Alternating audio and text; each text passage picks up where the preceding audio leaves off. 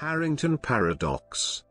Harrington paradox is a notion in the environmental and ecological economics describing the compliance of firms to the environmental regulations.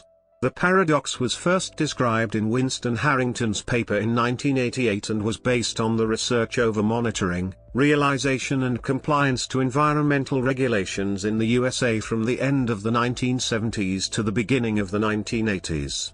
According to the paradox, the firms in general comply with environmental regulations in spite of the fact that. Explanation. Firms' compliance at such level is contrary to the rational crime theory of Gary Becker, which describes the behavior of profit-maximizing entities. The rational firms will comply to the standards only in case the expected fine is higher than the cost of compliance. In order to explain the paradox, several suggestions have been put forward. Observation. The empirical data observing the paradox is rare.